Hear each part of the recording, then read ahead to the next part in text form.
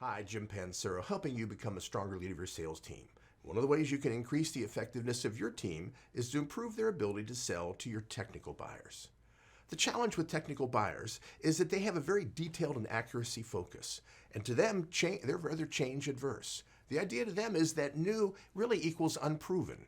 So if you want to sell them a new, better solution, you have to prove to them why it's a low enough risk that they can take the chance and become comfortable moving in that direction. The second challenge we have is they tend to be turned off by the puff and the fluff and the hyperbole of selling. Look how many times we talk about this is greatest, this is fantastic, and we use all these emotional terms that don't really accurately describe technically what's going on with the products or services that we're trying to sell.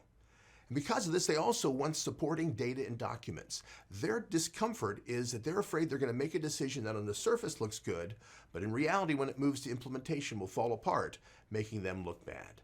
Because of this detailed and accuracy focus, they look further ahead down the road of installing or utilizing a new product to make sure that it's not going to blow up or cause them any kind of crises. So how do you sell to these people? Well, the first thing is you need to do your homework.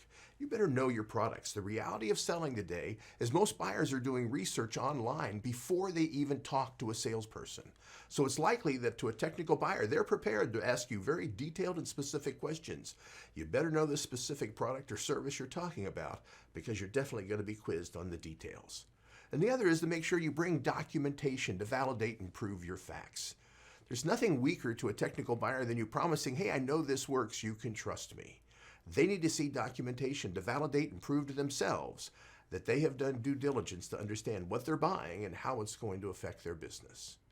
And the final thing is we need to make sure we can't be pushy or aggressive to technical buyers. They're slower decision makers. They do more analysis. They ask a lot more questions. They ask a lot more tough questions. So what we have to do is make sure we help them buy without being pushy and just trying to sell them.